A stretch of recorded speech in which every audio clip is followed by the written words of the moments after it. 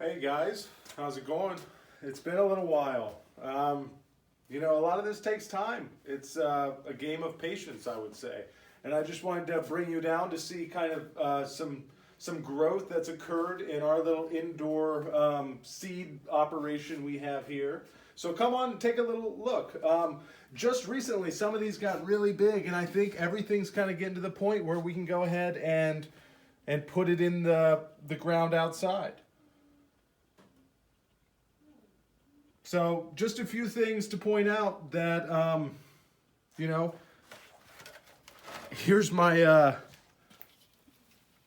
my kitchen scraps. Here's some celery that's actually doing pretty well. Some little lettuce heads that I chopped off and put down into water. And there's one tip that I forgot to mention before. It's that it's really important to clean this water out every day and just switch it out with fresh water. And you can see here I have my bucket with my dechlorinated water that's been sitting out for a little while. And you can just have that in a jug and it's the same thing. It's pretty good. But so these are ready to plant now. And one other thing I was playing around with is I had this this night blooming cactus. And it needed to be repotted, and it was such kind of a crazy root system, and I thought it looked pretty sculptural. And it's kind of like a mobile, don't you think? Like it would hang up high and kind of move in the wind. But my new project is I'm going to make a recycled kind of vessel for this to sit in and kind of hang in this position. I thought it'd be pretty cool, and it's actually kind of the least amount of stress on this plant given the kind of shape that it's taken. So that's kind of something exciting that I'm looking forward to. But right now, let's go ahead outside. It's a little rainy out today, but we've got some of the recycled creations we've made, and they're outside, and I think they're ready to go to the first step of planting. So come join me on that experience. So this is kind of my backyard, my patio here, and I'm thinking this is going to be like a really nice herb garden for me and my family.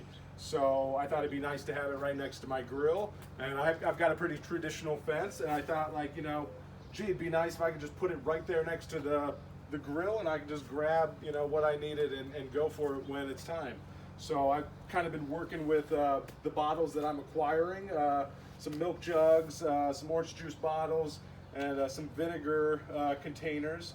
And each one I'm kind of working with differently, and it's kind of fun to figure out kind of which way I want to go with a specific bottle.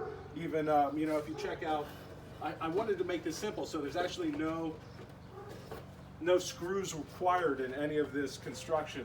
So I cut a piece of wood that was able to fit behind these vertical posts on the fence.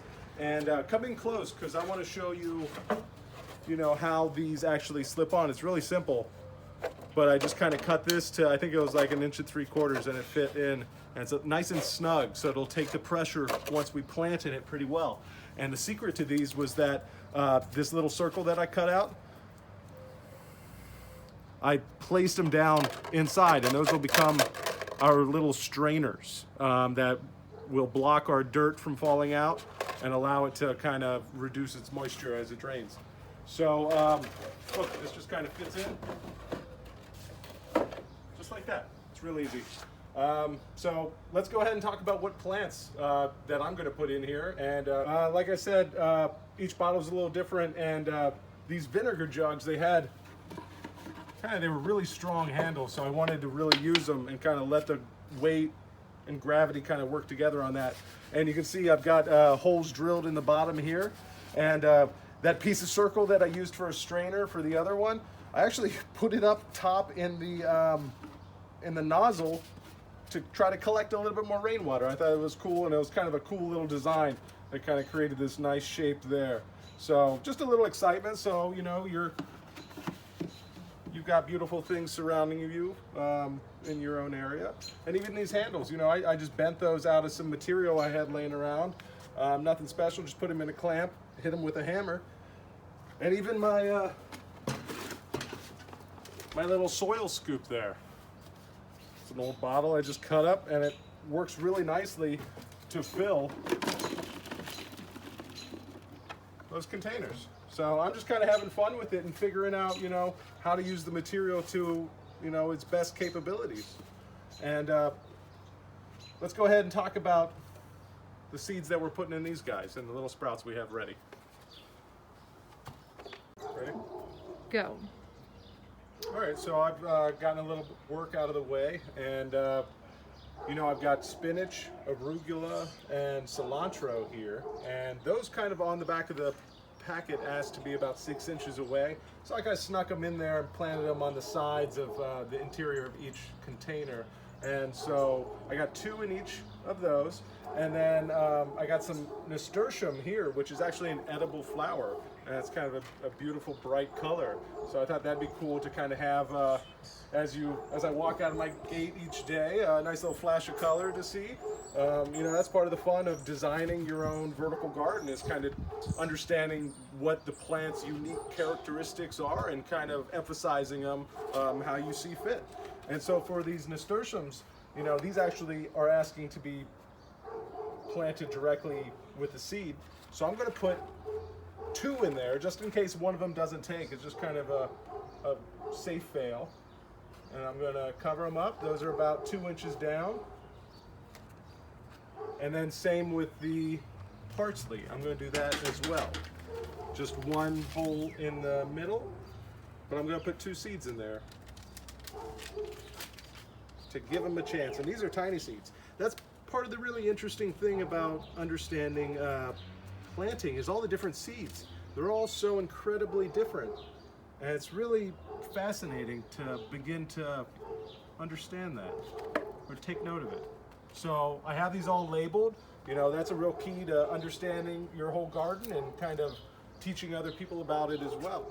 So I'm actually going to plant some carrots in here and some radishes in here. I think the size of that container will work well for those particular vegetables. And I'll tell you what, I am excited to see this stuff grow and to have this wall come alive. And, you know, it's making recycling a lot more fun, a lot more interesting, and definitely reducing and reusing and really thinking about those pieces of single-use plastic that I purchase and how to, you know, really give them a new life and think about them more often in my own life and practices. And I also actually wanted to show you some other updates on the last planters. Why don't you walk over here and take a look. Here's our lettuces. They're kind of growing. They probably doubled by the last time you guys saw them. And you can kind of see, come real close and understand the color difference in the soil is kind of a visual indicator that the bottom ones are a little drier. So maybe my vertical design isn't quite bringing enough water to the bottom. So those will need a little extra love and attention. But boy, it's interesting to kind of watch all this stuff grow. I even had like a giant aloe plant and a cactus. I was showing you guys that cactus downstairs. This aloe plant was actually in it too. And there's a bunch over here, but you know, I was taking those same ideas of reusing those plastic containers and kind of thinking, you know, how I could have some fun with the planting myself. This is actually anti-gravitropism. That's a fun word. That's like the growing of plants upside down against gravity, or with gravity, I guess. But it actually, it's a way and technique that, you know, puts little stress on the plants, as I mentioned before, so they can kind of grow upside down. It's really fun to see. It's just kind of different from what you normally see. And there's some other ones that I transplanted the other day. It's been a little cold lately, but they'll come back. Those aloes are really resilient.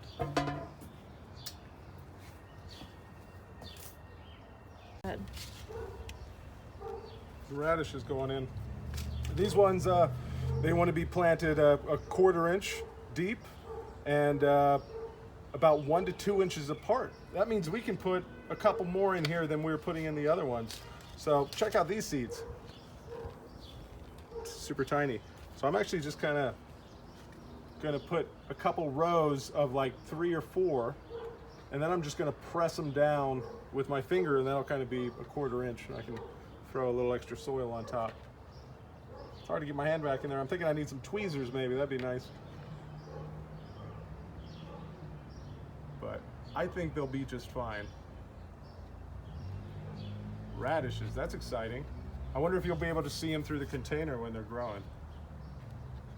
But that reminds me, if you guys have any projects that you're working on, I'd love to see them. And you know, if you've come up with a new design, please share that. Maybe we all could try it out, and if it works well, then we'll be so excited to have a fun garden in our backyard. But you know, I'm really interested if you guys are kind of having some success or even having some problems with this. And you know, I'm here if you have any questions or comments or concerns. And please send me a video of your own, maybe with your garden that you're creating. All right, I'll see you later, guys.